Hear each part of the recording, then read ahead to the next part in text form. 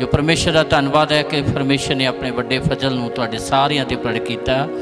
जो तुसीं खुदा की हजूरी दे विच बैठे हो अपने घरां दे विच, परमेश्वर आप सारिਆਂ नूं बरकत देवे। सारी कलीसिया नूं जो पंजाब च है, भारत च है, पूरे विश्व दे विच अलग अलग जगह के उत्ते प्रभु के प्रेमी रह रहे हैं, उन्होंने सारिਆਂ नूं जय मसीह दी खुदा आप सारिਆਂ नूं बरकत देवे, वड्डी किरपा करे। इस समय दे विच खुदा अपने जलाल नूं, अपने अनुग्रह नूं ते अपने वचन के प्रकाश नूं तुहाडे उत्ते प्रगट करे, ताकि तुसीं खुदा दे वचन दे विच विश्वास दे विच दृढ़ हो सको ते स्थितियां ते हालातां दे विच भी खड़े रह सको। प्रेमियों, जदों असीं सर्वशक्तिमान परमेश्वर के वचन के उत्ते ध्यान करते हाँ, मनन करते हाँ, तो सानूं पता लगता आ कि जिहड़े परमेश्वर के वचन के प्रति वफादार रहिंदे ने, खुदा अपनियां रहमतां उन्हां जिंदगियां दे उत्ते बहाल करता है।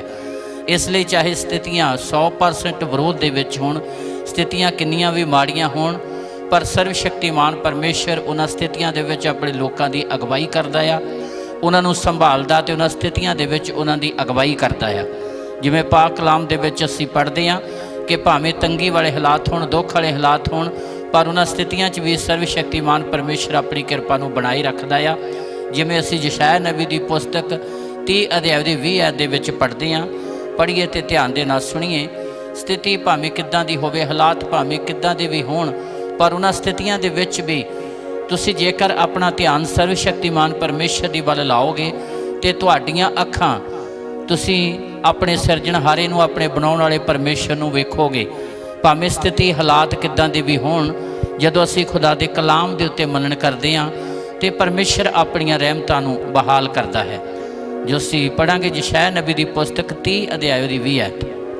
भावें प्रभु तुहानूं दुख दी रोटी अते कष्ट दा पानी देवे। हाँ, भावें स्थिति किद्दां दी भी होवे, दुख वाले हालात, मुसीबत वाले हालात होण, हाँ, तां भी तुहाडा गुरु आप नूं ना लकावेगा। तां भी तुहाडा गुरु जिने तुहानूं चुनिया ते बुलाया ते सद्दिया आ, सर्वशक्तिमान परमेश्वर अपने आप नूं लुकावेगा नहीं।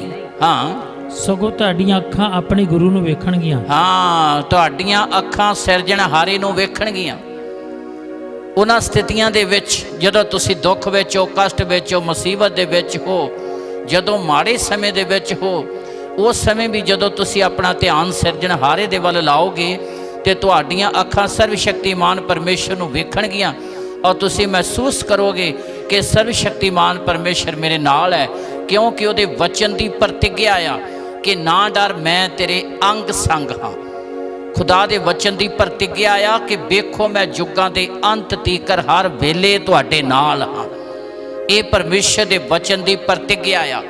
चाहे स्थितियां आले दुआले चार सफेरे किन्नियां भी दुखदायक होण, निराशाजनक होण, पर सर्वशक्तिमान परमेश्वर की प्रतिज्ञा अपने लोकां दे लई आ, उन्हां दे लई आ जिहड़े उहदे ते भरोसा रख के चलदे ने, उन्हां दे लई आ जिन्हां नूं सर्वशक्तिमान परमेश्वर ने चुनिया ते बुलाया आ। एक गल नूं हमेशा याद रखिए, बाइबल साडे हत्थ विच साडी मर्जी दे नाल नहीं आई। साडी जबान ते प्रभु यीशु मसीह दा नां साडी किसी हुशियारी ते चलाकी दे कारण नहीं आया, बल्कि सर्वशक्तिमान परमेश्वर ने अपने वड्डे फजल नूं साडे उत्ते प्रगट कीता है। उहने सानूं बुलाया आ, उहने सानूं संसार तो बखरे कीता आ, उहने सानूं चुनिया आ तां कि वह अपनी मुक्ति दे भेत नूं साडे उत्ते प्रगट करे, तां कि वह सानूं हमेशा दी जिंदगी दे वारस बनावे, तां कि वह जिहड़ा राज जगत दे मुंडों तैयार किया गया है उहदे वारस बनावे। इसलिए प्रेमियों, निराशा स्थिति किद्दां दी भी होवे, उन्हां स्थितियां दे विच भी सानूं अपना ध्यान अपने सिरजणहारे दे वल लाउण दी जरूरत है। जीवनदायक वचन दे वल लाउण दी जरूरत है, जिस वचन दे विच जीवन है ते जीवन दे नाल जुड़ियां होईयां सारियां ही आशीषां आ। इसलिए असी अति ज़्यादा जरूरी आ कि अपनी चोण वल ध्यान करिए। असी नहीं परमेश्वर नूं चुनिया, असी नहीं उहनूं मन्नण लगे, बल्कि सिरजणहारे ने अपना रहम साडे उत्ते प्रगट कीता आ। जिवें असीं पाक कलाम दे विच इस गल नूं पढ़दे हां, यूहन्ना दी अंजील 6 अध्याय उहदी 44 आयत पढ़िए ते ध्यान दे नाल सुणीए। जदों असीं इस गल नूं समझ लैंदे हां, जदों असीं अपनी चोण नूं समझ लैंदे हां, जदों असीं अपनी बुलाहट नूं, अपने सद्दे जाण नूं समझ लैंदे हां, फिर साडीआं जिंदगियां च निराशा नहीं आउंदी, बल्कि फिर हमेशा साडीआं जिंदगियां च आशा बनी रहिंदी है। ਤੇ ਹਮੇਸ਼ਾ ਸਾਡੇ ਜੀਵਨ ਦੇ ਵਿੱਚ ਦ੍ਰਿੜ ਵਿਸ਼ਵਾਸ ਬਣਿਆ ਰਹਿੰਦਾ ਆ ਕਿ ਸਰਵ ਸ਼ਕਤੀਮਾਨ ਪਰਮੇਸ਼ਰ ਕਦੇ ਵੀ ਆਪਣੇ ਲੋਕਾਂ ਨੂੰ ਤਿਆਗਦਾ ਤੇ ਛੱਡਦਾ ਨਹੀਂਗਾ। ਇਸ ਲਈ ਪਰਮੇਸ਼ਰ ਦਾ ਪਵਿੱਤਰ ਵਚਨ ਸਿਖਾਉਂਦਾ ਆ ਸਾਡੇ ਲਈ ਅਤੀ ਜ਼ਿਆਦਾ ਜ਼ਰੂਰੀ ਆ, ਚਾਹੇ ਅਸੀਂ ਬਲੀਵਰ ਹਾਂ ਤੇ ਚਾਹੇ ਅਸੀਂ ਪ੍ਰਚਾਰਕ ਹਾਂ, ਅਤੀ ਜ਼ਿਆਦਾ ਜ਼ਰੂਰੀ ਆ ਕਿ ਅਸੀਂ ਆਪਣਾ 100% ਧਿਆਨ ਖੁਦਾ ਦੇ ਕਲਾਮ ਦੇ ਵੱਲ ਲਾਈਏ। ਜਦੋਂ ਕਲਾਮ ਦੇ ਵੱਲ ਧਿਆਨ ਲਾਵਾਂਗੇ ਤੇ ਫਿਰ ਸਾਨੂੰ ਆਉਣ ਵਾਲੇ ਸਮੇਂ ਦੇ ਬਾਰੇ ਵੀ ਗਿਆਨ ਹੋਵੇਗਾ ਕਿ ਸਰਵ ਸ਼ਕਤੀਮਾਨ ਪਰਮੇਸ਼ਰ ਆਉਣ ਵਾਲੇ ਸਮੇਂ ਦੇ ਵਿੱਚ ਵੀ ਉਹ ਸਾਨੂੰ ਨਾ ਛੱਡੂਗਾ ਤੇ ਨਾ ਸਾਨੂੰ ਤਿਆਗੂਗਾ, ਕਿਉਂਕਿ ਉਹਦੀ ਪ੍ਰਤਿਗਿਆ ਆ। ਪੜ੍ਹੀਏ ਯਹੰਨਾ ਦੀ ਅੰਜੀਲ 6 ਅਧਿਆਏ ਉਹਦੀ 44 ਐਤ। ਕੋਈ ਮੇਰੇ ਕੋਲ ਆ ਨਹੀਂ ਸਕਦਾ। ਇਹ ਕਹਿਣਾ ਸਰਵ ਸ਼ਕਤੀਮਾਨ ਪਰਮੇਸ਼ਰ ਨੇ ਆਪਣੇ ਭੇਤ ਨੂੰ ਇੱਥੇ ਕਲਾਮ ਦੇ ਜਰੀਏ ਪ੍ਰਗਟ ਕੀਤਾ। ਇਹ ਕਹਿਣਾ ਪ੍ਰਭੂ ਯਿਸੂ ਮਸੀਹ ਦਾ ਹੈ, ਸਾਡੇ ਉਦਾਰਕਰਤਾ ਦਾ, ਕਿ ਕੋਈ ਮੇਰੇ ਕੋਲ ਆ ਨਹੀਂ ਸਕਦਾ। ਹਾਂਜੀ, ਜੇ ਪਿਤਾ ਜੀ ਨੇ ਮੈਨੂੰ ਘੱਲਿਆ ਉਹਨੂੰ ਨਾ ਖਿੱਚੇ। ਹਾਂ, ਜੇ ਪਿਤਾ ਜੀ ਨੇ ਮੈਨੂੰ ਘੱਲਿਆ ਉਹਨੂੰ ਨਾ ਖਿੱਚੇ ਅਤੇ ਮੈਂ ਅੰਤ ਦੇ ਦਿਨ ਉਹਨੂੰ ਜਿਉਂਦਾ ਤੇ ਉਠਾਵਾਂਗਾ। ਮੈਂ ਅੰਤ ਦੇ ਦਿਨ ਉਹਨੂੰ ਜਿਉਂਦਾ ਉਠਾਵਾਂਗਾ। ਪਰਮੇਸ਼ਰ ਆਖਰੀ ਸਮੇਂ ਦੇ ਨਿਆਂ ਦੇ ਦਿਨ ਦੀ ਵੀ ਸਾਡੇ ਨਾਲ ਪ੍ਰਤਿਗਿਆ ਕਰਦਾ ਹੈ। ਕੋਈ ਪ੍ਰਭੂ ਦੇ ਕੋਲ ਆ ਨਹੀਂ ਸਕਦਾ, ਕੋਈ ਉਹਦੀ ਆਰਾਧਨਾ ਕਰ ਨਹੀਂ ਸਕਦਾ, ਕੋਈ ਉਹਨੂੰ ਆਪਣਾ ਮੁਕਤੀ ਦਾਤਾ ਗ੍ਰਹਿਣ ਕਰ ਨਹੀਂ ਸਕਦਾ ਜਦ ਤੱਕ ਪਿਤਾ ਦਾ ਅਨੁਗ੍ਰਹਿ ਨਾ ਹੋਵੇ। ਇਸ ਲਈ ਪਰਮੇਸ਼ਰ ਦੇ ਇਸ ਭੇਤ ਨੂੰ ਜਾਣਨਾ ਸਾਡੇ ਲਈ ਅਤੀ ਜ਼ਿਆਦਾ ਜ਼ਰੂਰੀ ਹੈ। ਜਦੋਂ ਅਸੀਂ ਇਹਨਾਂ ਗਹਿਰਾਈਆਂ ਨੂੰ ਕਲਾਮ ਦੀਆਂ ਨੂੰ ਸਮਝ ਲਵਾਂਗੇ, ਸਾਡੇ ਅੱਗੇ ਭਾਵੇਂ ਮੌਤ ਵਾਲੇ ਹਾਲਾਤ ਹੋਣ, 4 ਸਫੇਰੇ ਭਾਵੇਂ ਸਥਿਤੀਆਂ ਦਰਦਨਾਕ ਤੇ ਨਿਰਾਸ਼ਾਜਨਕ ਹੋਣ, ਉਹਨਾਂ ਸਥਿਤੀਆਂ ਤੋਂ ਵੀ ਸਰਵ ਸ਼ਕਤੀਮਾਨ ਪਰਮੇਸ਼ਰ ਸਾਨੂੰ ਸੰਭਾਲੇਗਾ। ਉਹਨਾਂ ਸਥਿਤੀਆਂ ਦੇ ਵਿੱਚ ਵੀ ਇੱਦਾਂ ਸੰਭਾਲੇਗਾ ਜਿਵੇਂ ਕਲਾਮ 'ਚ ਅਸੀਂ ਪੜ੍ਹਦੇ ਕਿ ਜਿਸ ਤਰ੍ਹਾਂ ਮੁਰਗੀ ਆਪਣੇ ਬੱਚਿਆਂ ਨੂੰ ਖੰਭਾਂ ਹੇਠ ਪਾਉਂਦੀ ਆ, ਪ੍ਰਭੂ ਦੇ ਵਚਨ ਦੀ ਪ੍ਰਤਿਗਿਆ ਕਿ ਇਸ ਤਰ੍ਹਾਂ ਮੈਂ ਤੁਹਾਨੂੰ ਸੰਭਾਲਾਂਗਾ, ਇਸ ਤਰ੍ਹਾਂ ਮੈਂ ਤੁਹਾਡੀ ਅਗਵਾਈ ਕਰਾਂਗਾ। ਯਹੰਨਾ ਦੀ ਅੰਜੀਲ 15 ਅਧਿਆਏ ਉਹਦੀ 16 ਐਤ ਪੜ੍ਹੀਏ ਤੇ ਧਿਆਨ ਦੇ ਨਾਲ ਸੁਣੀਏ। ਜੇ ਤੁਸੀਂ ਪ੍ਰਭੂ ਤੇ ਵਿਸ਼ਵਾਸ ਕਰਦੇ ਹੋ, ਜੇ ਉਸ ਨੂੰ ਆਪਣਾ ਉਦਾਰਕਰਤਾ ਕਰਕੇ ਅਪਣਾ ਲਿਆ ਆ, ਤੇ ਸਥਿਤੀਆਂ ਤੇ ਹਾਲਾਤ ਭਾਵੇਂ ਕਿੰਨੇ ਵੀ ਨਿਰਾਸ਼ਾਜਨਕ ਹੋਣ, ਉਹਨਾਂ ਸਾਰੀਆਂ ਸਥਿਤੀਆਂ ਦੇ ਵਿੱਚ ਵੀ ਤੁਸੀਂ ਜਦੋਂ ਆਪਣੀਆਂ ਅੱਖਾਂ ਸਿਰਜਣਹਾਰੇ ਵੱਲ ਚੱਕੋਗੇ ਤੇ ਉਹ ਆਪਣੇ ਜਲਾਲ ਨੂੰ ਤੁਹਾਡੇ ਉੱਤੇ ਪ੍ਰਗਟ ਕਰੇਗਾ। ਤੇ ਉਹਨਾਂ ਸਥਿਤੀਆਂ ਦੇ ਵਿੱਚ ਵੀ ਤੁਸੀਂ ਆਪਣੇ ਸਿਰਜਣਹਾਰੇ ਨੂੰ ਵੇਖੋਗੇ, ਆਪਣੇ ਗੁਰੂ ਨੂੰ ਵੇਖੋਗੇ। ਜਦੋਂ ਆਪਣਾ ਧਿਆਨ ਪਰਮੇਸ਼ਰ ਦੇ ਵਚਨ ਵੱਲ ਲਾਓਗੇ, ਜਦੋਂ ਆਪਣਾ ਧਿਆਨ ਸਰਵ ਸ਼ਕਤੀਮਾਨ ਪਰਮੇਸ਼ਰ ਦੀ ਵੱਲ ਲਾਓਗੇ, ਇਸ ਲਈ ਕਿ ਉਹਨੇ ਤੁਹਾਨੂੰ ਚੁਣਿਆ ਤੇ ਬੁਲਾਇਆ ਹੈ, ਉਹਨੇ ਤੁਹਾਨੂੰ ਸੱਦਿਆ ਹੈ ਤਾਂ ਕਿ ਤੁਹਾਨੂੰ ਹਮੇਸ਼ਾ ਦੀ ਜ਼ਿੰਦਗੀ ਦੇ ਵਾਰਿਸ ਬਣਾਵੇ। ਇਸ ਲਈ ਸਥਿਤੀਆਂ ਤੇ ਹਾਲਾਤਾਂ ਦੇ ਵਿੱਚ ਵੀ ਸਰਵ ਸ਼ਕਤੀਮਾਨ ਪਰਮੇਸ਼ਰ ਤੁਹਾਡੀ ਅਗਵਾਈ ਕਰੇਗਾ। ਪੜ੍ਹੀਏ, ਧਿਆਨ ਦੇ ਨਾਲ ਸੁਣੀਏ ਯਹੰਨਾ ਦੀ ਅੰਜੀਲ 15 ਅਧਿਆਏ ਉਹਦੀ 16 ਐਤ। ਤੁਸਾਂ ਮੈਨੂੰ ਨਹੀਂ ਚੁਣਿਆ। ਹਾਂ, ਧਿਆਨ ਦੇ ਨਾਲ ਸੁਣੀਏ। ਇਹ ਕਹਿਣਾ ਪ੍ਰਭੂ ਯਿਸੂ ਮਸੀਹ ਦਾ ਕਿ ਤੁਸੀਂ ਮੈਨੂੰ ਨਹੀਂ ਚੁਣਿਆ। ਇਹ ਗੱਲ ਕਲੀਅਰ ਹੈ ਕਿ ਸਾਨੂੰ ਤਾਂ ਪਤਾ ਹੀ ਨਹੀਂ ਸੀ ਕਿ ਪ੍ਰਭੂ ਯਿਸੂ ਮਸੀਹ ਸਾਡਾ ਮੁਕਤੀ ਦਾਤਾ ਆ। ਇਹ ਭੇਤ ਨੂੰ ਪਰਮੇਸ਼ਰ ਨੇ ਆਪਣੇ ਪੁੱਤਰ ਯੀਸ਼ੂ ਦੇ ਦੁਆਰਾ ਸਾਡੇ ਉੱਤੇ ਪ੍ਰਗਟ ਕੀਤਾ ਹੈ। ਇਸ ਲਈ ਜਦੋਂ ਅਸੀਂ ਪਰਮੇਸ਼ਰ ਦੇ ਵਚਨ ਦੀਆਂ ਗਹਿਰਾਈਆਂ ਨੂੰ ਸਮਝਦੇ ਹਾਂ ਤੇ ਪ੍ਰੇਮੀਓ, ਦੁੱਖ, ਕਸ਼ਟ, ਨਿਰਾਸ਼ਾ ਸਥਿਤੀਆਂ ਕਿੱਦਾਂ ਦੀਆਂ ਵੀ ਹੋਣ, ਉਹਨਾਂ ਸਥਿਤੀਆਂ ਦੇ ਵਿੱਚ ਵੀ ਸਾਡੇ ਕੋਲ ਦ੍ਰਿੜ ਵਿਸ਼ਵਾਸ ਬਣਿਆ ਰਹਿੰਦਾ ਹੈ। ਇੱਦਾਂ ਦਾ ਹੀ ਦ੍ਰਿੜ ਵਿਸ਼ਵਾਸ ਜਿਸ ਤਰ੍ਹਾਂ ਪਰਮੇਸ਼ਰ ਦਾ ਪ੍ਰੇਮੀ ਪਰਾਈਆਂ ਖੋਮਾਂ ਲਈ ਠਹਿਰਾਇਆ ਗਿਆ। ਨਬੀ ਆਖਦਾ ਕਿ ਮੌਤ ਵੀ ਮੈਨੂੰ ਉਹਦੇ ਪਿਆਰ ਤੋਂ ਅੱਡ ਨਹੀਂ ਕਰ ਸਕਦੀ, ਦੁੱਖ ਤੇ ਕਸ਼ਟ ਤੇ ਮੁਸੀਬਤਾਂ ਵੀ ਮੈਨੂੰ ਉਹਦੇ ਪਿਆਰ ਤੋਂ ਅੱਡ ਨਹੀਂ ਕਰ ਸਕਦੀਆਂ। ਮੈਨੂੰ ਇਹ ਪ੍ਰਤੀਤ ਹੈ। ਇੱਦਾਂ ਦਾ ਦ੍ਰਿੜ ਵਿਸ਼ਵਾਸ ਸਰਵ ਸ਼ਕਤੀਮਾਨ ਪਰਮੇਸ਼ਰ ਆਪਣੇ ਲੋਕਾਂ ਨੂੰ ਪ੍ਰਦਾਨ ਕਰਦਾ ਆ, ਜਿਹੜੇ ਆਪਣਾ ਧਿਆਨ ਪਰਮੇਸ਼ਰ ਦੇ ਵਚਨ ਦੇ ਵੱਲ ਲਾਉਂਦੇ ਨੇ, ਜਿਹੜੇ ਬੁਲਾਹਟ ਨੂੰ, ਜਿਹੜੇ ਸੱਦੇ ਜਾਣ ਤੇ ਚੁਣੇ ਜਾਣ ਦੇ ਭੇਤ ਨੂੰ ਸਮਝ ਲੈਂਦੇ ਨੇ। ਪੜ੍ਹੀਏ ਤੇ ਧਿਆਨ ਨਾਲ ਸੁਣੀਏ ਯਹੰਨਾ ਦੀ ਅੰਜੀਲ 15 ਅਧਿਆਏ ਉਹਦੀ 16 ਐਤ। ਤੁਸਾਂ ਮੈਨੂੰ ਨਹੀਂ ਚੁਣਿਆ, ਤੁਸੀਂ ਮੈਨੂੰ ਨਹੀਂ ਚੁਣਿਆ, ਪਰ ਮੈਂ ਤੁਹਾਨੂੰ ਚੁਣਿਆ। ਇਹ ਕਹਿਣਾ ਪ੍ਰਭੂ ਯਿਸੂ ਮਸੀਹ ਦਾ ਹੈ ਕਿ ਮੈਂ ਤੁਹਾਨੂੰ ਚੁਣਿਆ ਹੈ। ਪ੍ਰੇਮੀਓ, ਉਹਨੇ ਸਾਨੂੰ ਚੁਣਿਆ, ਉਹਨੇ ਸਾਨੂੰ ਬੁਲਾਇਆ, ਉਹਨੇ ਸਾਨੂੰ ਸੱਦਿਆ, ਉਹਨੇ ਮੁਕਤੀ ਦਾ ਭੇਤ ਸਾਡੇ ਉੱਤੇ ਪ੍ਰਗਟ ਕੀਤਾ, ਉਹਨੇ ਆਪਣੇ ਫਜ਼ਲ ਨੂੰ ਸਾਡੇ ਉੱਤੇ ਪ੍ਰਗਟ ਕੀਤਾ ਹੈ। ਹਾਂ, ਅਤੇ ਤੁਹਾਨੂੰ ਠਹਿਰਾਇਆ ਸੀ ਜੋ ਤੁਸੀਂ ਜਾ ਕੇ ਫਲਦਾਰ ਹੋਵੋ ਅਤੇ ਤੁਹਾਡਾ ਫਲ ਕਾਇਮ ਰਹੇ। ਹਾਂ, ਕਿ ਤੁਹਾਡਾ ਫਲ ਕਾਇਮ ਰਹੇ, ਕਿ ਤੁਸੀਂ ਵੀ ਮੁਕਤੀ ਦੇ ਭੇਤ ਨੂੰ ਪ੍ਰਾਪਤ ਕਰੋ ਔਰ ਤੁਹਾਡੇ ਦੁਆਰਾ ਬਹੁਤ ਸਾਰੀਆਂ ਜਾਨਾਂ ਵੀ ਬਚਾਈਆਂ ਜਾਣ।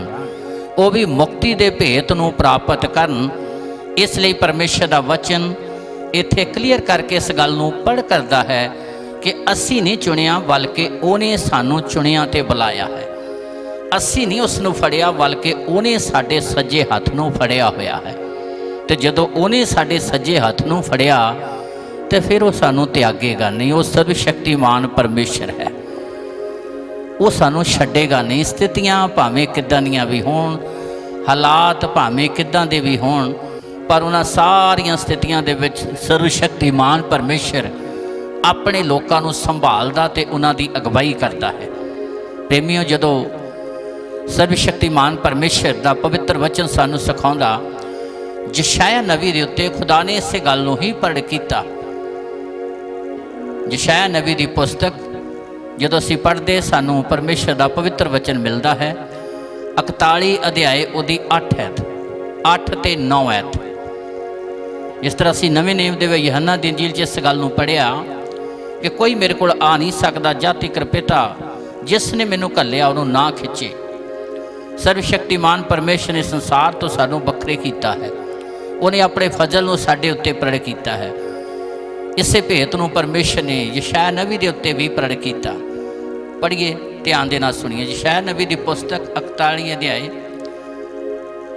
ਪਰ ਤੂੰ ਹੈ ਇਸਰਾਇਲ ਮੇਰੇ ਦਾਸ, ਤੂੰ ਹੈ ਇਜ਼ਰਾਇਲ ਮੇਰੇ ਦਾਸ, ਹੈ ਯਾਕੂਬ ਜਿਹਨੂੰ ਮੈਂ ਚੁਣਿਆ ਹੈ। ਹਾਂ, ਹੈ ਯਾਕੂਬ ਜਿਹਨੂੰ ਮੈਂ ਚੁਣਿਆ ਹੈ। ਸਰਵ ਸ਼ਕਤੀਮਾਨ ਪਰਮੇਸ਼ਰ ਆਪਣੇ ਨਬੀ ਦੀ ਬਾਬਤ ਆਖਦਾ ਕਿ ਜਿਸ ਨੂੰ ਮੈਂ ਚੁਣਿਆ ਹੈ।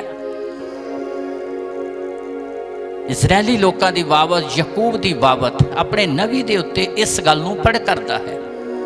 ਹਾਂਜੀ, ਪੜ੍ਹੀਏ, ਧਿਆਨ ਨਾਲ ਸੁਣੀਏ। ਹਾਂਜੀ, ਮੇਰੇ ਦੋਸਤ ਅਬਰਾਹਮ ਦੀ ਅੰਸ਼, ਮੇਰੇ ਦੋਸਤ ਅਬਰਾਹਮ ਦੀ ਅੰਸ਼, ਜਿਸ ਨੂੰ ਸਰਵ ਸ਼ਕਤੀਮਾਨ ਪਰਮੇਸ਼ਰ ਨੇ ਚੁਣਿਆ, ਬੁਲਾਇਆ। ਪਰਮੇਸ਼ਰ ਆਪਣੇ ਭੇਤ ਨੂੰ ਆਪਣੇ ਨਬੀ ਦੇ ਉੱਤੇ ਪ੍ਰਗਟ ਕਰਦਾ ਹੈ ਕਿ ਯਾਕੂਬ ਨੂੰ ਮੈਂ ਚੁਣਿਆ ਹੈ, ਬੁਲਾਇਆ ਹੈ, ਤਾਂ ਕਿ ਉਸ ਨੂੰ ਸਾਰੀ ਦੁਨੀਆ ਦੇ ਲਈ ਬਰਕਤ ਦਾ ਕਾਰਨ ਬਣਾਵਾਂ। ਇਸ ਤਰ੍ਹਾਂ ਸਰਵ ਸ਼ਕਤੀਮਾਨ ਪਰਮੇਸ਼ਰ ਨੇ ਮੈਨੂੰ ਤੇ ਤੁਹਾਨੂੰ ਚੁਣਿਆ ਤਾਂ ਕਿ ਤੁਹਾਨੂੰ ਹਮੇਸ਼ਾ ਦੀ ਜ਼ਿੰਦਗੀ ਦੇ ਵਾਰਿਸ ਬਣਾਵੇ, ਤਾਂ ਕਿ ਤੁਹਾਨੂੰ ਆਪਣੀ ਸ਼ਾਂਤੀ ਤੇ ਆਪਣੇ ਆਨੰਦ ਦੇ ਨਾਲ ਭਰੇ, ਸੰਸਾਰ ਦੇ ਲਈ ਬਰਕਤ ਦਾ ਕਾਰਨ ਬਣਾਵੇ। ਜਿਸ ਤਰ੍ਹਾਂ ਯਾਕੂਬ ਨੂੰ ਚੁਣਿਆ। हे ਮੇਰੇ ਦੋਸਤ ਅਬਰਾਹਮ ਦੀ ਅੰਸ਼ ਯਾਕੂਬ। ਅੱਗੇ ਪੜ੍ਹੀਏ, ਧਿਆਨ ਨਾਲ ਸੁਣੀਏ। ਹਾਂਜੀ, ਜਿਹਨੂੰ ਮੈਂ ਧਰਤੀ ਦੀਆਂ ਹੱਦਾਂ ਤੋਂ ਫੜ ਲਿਆ। ਹਾਂ, ਧਰਤੀ ਦੀਆਂ ਹੱਦਾਂ ਤੋਂ ਫੜ ਲਿਆ। ਜਿਸ ਨੂੰ ਕੋਈ ਜਾਣਦਾ ਨਹੀਂ ਸੀ, ਜਿਸ ਨੂੰ ਕੋਈ ਦੇਖਦਾ ਨਹੀਂ ਸੀ, ਸਰਵ ਸ਼ਕਤੀਮਾਨ ਪਰਮੇਸ਼ਰ ਬਿਆਨ ਕਰਦਾ ਕਿ ਮੈਂ ਤੈਨੂੰ ਧਰਤੀ ਦੀਆਂ ਹੱਦਾਂ ਤੋਂ, ਸਿਰਿਆਂ ਤੋਂ ਫੜ ਲਿਆ, ਤਾਂ ਕਿ ਤੇਰੇ ਉੱਤੇ ਆਪਣਾ ਜਲਾਲ ਪ੍ਰਗਟ ਕਰਾਂ ਤੇ ਤੈਨੂੰ ਸਾਰੀ ਦੁਨੀਆ ਦੇ ਲਈ ਬਰਕਤ ਦਾ ਕਾਰਨ ਬਣਾਵਾਂ। ਸਰਵ ਸ਼ਕਤੀਮਾਨ ਪਰਮੇਸ਼ਰ ਨੇ ਆਪਣਾ ਜਲਾਲ, ਆਪਣੇ ਅਨੁਗ੍ਰਹਿ ਨੂੰ ਉਹਦੇ ਉੱਤੇ ਪ੍ਰਗਟ ਕੀਤਾ ਤੇ ਆਪਣੇ ਨਬੀ ਦੇ ਦੁਆਰਾ, ਯਸ਼ਾਇਆ ਦੇ ਦੁਆਰਾ ਇਸ ਗੱਲ ਦੀ ਘੋਸ਼ਣਾ ਕਰਦਾ ਆ ਕਿ हे ਯਾਕੂਬ, ਤੂੰ ਮੇਰਾ ਦਾਸ ਹੈ, ਤੈਨੂੰ ਮੈਂ ਚੁਣਿਆ ਧਰਤੀ ਦੀਆਂ ਹੱਦਾਂ ਤੋਂ, ਜਿੱਥੇ ਕੋਈ ਇਨਸਾਨ ਤੈਨੂੰ ਵੇਖਦਾ ਨਹੀਂ ਸੀ, ਮੈਂ ਆਪਣੀ ਕਿਰਪਾ ਬਹਾਲ ਕਰਕੇ ਸੰਸਾਰ ਦੇ ਲਈ ਬਰਕਤ ਦਾ ਕਾਰਨ ਬਣਾਇਆ। ਹਾਂਜੀ, ਅਤੇ ਉਹਦੇ ਖੂੰਜਿਆਂ ਤੋਂ ਬੁਲਾ ਲਿਆ। ਹਾਂਜੀ, ਅਤੇ ਤੈਨੂੰ ਆਖਿਆ ਤੂੰ ਮੇਰਾ ਦਾਸ ਹੈ। ਹਾਂਜੀ, ਮੈਂ ਤੈਨੂੰ ਚੁਣਿਆ ਅਤੇ ਤੈਨੂੰ ਨਹੀਂ ਰੱਦਿਆ। ਹਾਂ, ਮੈਂ ਤੈਨੂੰ ਚੁਣਿਆ ਤੇ ਤੈਨੂੰ ਰੱਦਿਆ ਨਹੀਂ, ਛੱਡਿਆ ਨਹੀਂ, ਤਿਆਗਿਆ ਨਹੀਂ। ਸਰਵ ਸ਼ਕਤੀਮਾਨ ਪਰਮੇਸ਼ਰ ਨੇ ਯਾਕੂਬ ਨੂੰ ਸਾਰੇ ਸੰਸਾਰ ਦੇ ਲਈ ਬਰਕਤ ਦਾ ਕਾਰਨ ਬਣਾਇਆ। ਅੱਜ ਤੀਕਰ ਪਰਮੇਸ਼ਰ ਆਪਣੇ ਰਹਿਮ ਨੂੰ, ਆਪਣੇ ਫਜ਼ਲ ਨੂੰ ਇਜ਼ਰਾਈਲ ਦੇਸ਼ ਦੇ ਦੁਆਰਾ ਸਾਰੇ ਸੰਸਾਰ ਦੇ ਉੱਤੇ ਬਹਾਲ ਕਰ ਰਿਹਾ ਹੈ। ਔਰ ਪਰਮੇਸ਼ਰ ਆਪਣੇ ਨਬੀ ਦੇ ਦੁਆਰਾ ਇਸ ਗੱਲ ਦੀ ਘੋਸ਼ਣਾ ਕਰਦਾ ਕਿ ਮੈਂ ਤੈਨੂੰ ਰੱਦਿਆ ਨਹੀਂ, ਛੱਡਿਆ ਨਹੀਂ। ਕਿਉਂਕਿ ਜਦੋਂ ਪ੍ਰੇਮੀਓ ਨੇ ਸਾਨੂੰ ਚੁਣਿਆ, ਸਥਿਤੀਆਂ, ਹਾਲਾਤ ਭਾਵੇਂ ਕਿੱਦਾਂ ਦੇ ਵੀ ਹੋਣ, ਉਹ ਸਾਨੂੰ ਛੱਡੇਗਾ ਨਹੀਂ, ਸਾਨੂੰ ਤਿਆਗੇਗਾ ਨਹੀਂ, ਬਲਕਿ ਉਹਨਾਂ ਸਥਿਤੀਆਂ ਦੇ ਵਿੱਚ ਵੀ ਉਹ ਸਾਡੀ ਅਗਵਾਈ ਕਰੇਗਾ। ਅੱਗੇ ਪੜ੍ਹੀਏ, ਧਿਆਨ ਦੇ ਨਾਲ ਸੁਣੀਏ। ਨਾ ਡਰ, ਮੈਂ ਤੇਰੇ ਅੰਗ ਸੰਗ ਜੋ ਹਾਂ। ਹਾਂ, ਸਥਿਤੀਆਂ ਤੇ ਹਾਲਾਤ ਜਿੱਦਾਂ ਦੇ ਮਰਜ਼ੀ ਹੋਣ, ਨਾ ਡਰ। ਪਰਮੇਸ਼ਰ ਆਪਣੇ ਨਬੀ ਦੇ ਦੁਆਰਾ ਯਾਕੂਬ ਨੂੰ ਦਿਲਾਸਾ, ਤਸੱਲੀ ਦਿੰਦਾ ਹੈ ਕਿ ਮੈਂ ਤੈਨੂੰ ਚੁਣਿਆ ਆ, ਮੈਂ ਤੈਨੂੰ ਬੁਲਾਇਆ, ਮੈਂ ਤੈਨੂੰ ਸੱਦਿਆ। ਧਰਤੀ ਦੇ ਸਿਰਿਆਂ ਤੋਂ ਖੂੰਜਿਆਂ ਤੋਂ, ਤੇ ਮੈਂ ਤੈਨੂੰ ਰੱਦਾਂਗਾ ਨਹੀਂ, ਛੱਡਾਂਗਾ ਨਹੀਂ। ਨਾ ਡਰ, ਮੈਂ ਤੇਰੇ ਅੰਗ ਸੰਗ ਹਾਂ। ਜਿਹਨੂੰ ਖੁਦਾ ਚੁਣਦਾ ਹੈ, ਜਿਹਨੂੰ ਖੁਦਾ ਬੁਲਾਉਂਦਾ ਹੈ, ਜਿਹਨੂੰ ਖੁਦਾ ਸੱਦਦਾ ਹੈ, ਪ੍ਰੇਮੀਓ, ਉਸ ਨੂੰ ਸਰਵ ਸ਼ਕਤੀਮਾਨ ਪਰਮੇਸ਼ਰ ਸਾਰੀ ਦੁਨੀਆ ਲਈ ਬਰਕਤ ਦਾ ਕਾਰਨ ਬਣਾਉਂਦਾ ਹੈ। ਪਰ ਇਹ ਮਕਾਸ਼ਵਾ, ਇਹ ਗਿਆਨ ਉਦੋਂ ਹੀ ਸਾਡੇ ਕੋਲ ਆਉਂਦਾ ਹੈ ਜਦੋਂ ਸਾਡਾ ਧਿਆਨ ਪਰਮੇਸ਼ਰ ਦੇ ਵਚਨ ਦੀ ਵੱਲ ਜਾਂਦਾ ਹੈ। ਅਸੀਂ ਆਪਣਾ ਧਿਆਨ ਖੁਦਾ ਦੇ ਪਾਕ ਕਲਾਮ ਦੇ ਵੱਲ ਲਾਉਂਦੇ ਹਾਂ। ਫਿਰ ਸਥਿਤੀਆਂ ਤੇ ਹਾਲਾਤ 100% ਸਾਡੇ ਅਗੇਂਸਟ ਦੇ ਵਿੱਚ, ਵਿਰੋਧ ਦੇ ਵਿੱਚ ਹੋਣ, ਉਹ ਸਾਡਾ ਕੁਝ ਵੀ ਵਿਗਾੜ ਨਹੀਂ ਸਕਦੇ, ਬਲਕਿ ਉਹਨਾਂ ਸਥਿਤੀਆਂ ਦੇ ਵਿੱਚ ਵੀ ਖੁਦਾ ਆਪਣੇ ਵੱਡੇ ਫਜ਼ਲ ਨੂੰ ਪ੍ਰਗਟ ਕਰਦਾ ਹੈ, ਸੰਸਾਰ ਦੇ ਲਈ ਬਰਕਤ ਦਾ ਕਾਰਨ ਬਣਾਉਂਦਾ ਆ। ਇਸ ਲਈ ਪਰਮੇਸ਼ਰ ਆਪਣੇ ਨਬੀ ਦੇ ਦੁਆਰਾ ਯਾਕੂਬ ਨੂੰ ਦਿਲਾਸਾ ਦਿੰਦਾ ਹੈ, ਨਾ ਡਰ, ਨਾ ਘਬਰਾ, ਮੈਂ ਤੇਰੇ ਅੰਗ ਸੰਗ ਹਾਂ। ਮੈਂ ਤੈਨੂੰ ਚੁਣਿਆ ਆ, ਮੈਂ ਤੈਨੂੰ ਬੁਲਾਇਆ, ਮੈਂ ਤੈਨੂੰ ਸੱਦਿਆ। ਧਰਤੀ ਦੇ ਖੂੰਜਿਆਂ ਤੋਂ, ਸਿਰਿਆਂ ਤੋਂ ਮੈਂ ਤੈਨੂੰ ਆਪਣੇ ਅਨੁਗ੍ਰਹਿ ਦੇ ਨਾਲ ਬੁਲਾਇਆ ਤੇ ਸੱਦਿਆ। ਮੈਂ ਤੈਨੂੰ ਰੱਦਾਂਗਾ ਨਹੀਂ। ਨਾ ਡਰ, ਮੈਂ ਤੇਰੇ ਅੰਗ ਸੰਗ ਹਾਂ। ਅੱਗੇ, ਨਾ ਘਾਬਰ, ਮੈਂ ਤੇਰਾ ਪਰਮੇਸ਼ਰ ਜੋ ਹਾਂ। ਨਾ ਘਾਬਰ, ਮੈਂ ਤੇਰਾ ਪਰਮੇਸ਼ਰ ਜੋ ਹਾਂ। ਭਾਵ ਮੈਂ ਤੈਨੂੰ ਬਣਾਉਣ ਵਾਲਾ ਹਾਂ, ਰਚਣ ਵਾਲਾ ਹਾਂ, ਮੈਂ ਤੈਨੂੰ ਸੱਦਣ ਵਾਲਾ ਹਾਂ, ਮੈਂ ਤੈਨੂੰ ਬੁਲਾਉਣ ਵਾਲਾ ਹਾਂ। ਮੈਂ ਤੇਰਾ ਪਰਮੇਸ਼ਰ ਜੋ ਹਾਂ, ਮੈਂ ਤੇਰੀ ਰਚਨਾ ਕਰਨ ਵਾਲਾ ਹਾਂ, ਤੇ ਮੈਂ ਤੇਰੀ ਅਗਵਾਈ ਕਰਾਂਗਾ। ਮੈਂ ਤੈਨੂੰ ਸਥਿਤੀਆਂ ਦੇ ਵਿੱਚ ਵੀ ਸੰਭਾਲਾਂਗਾ।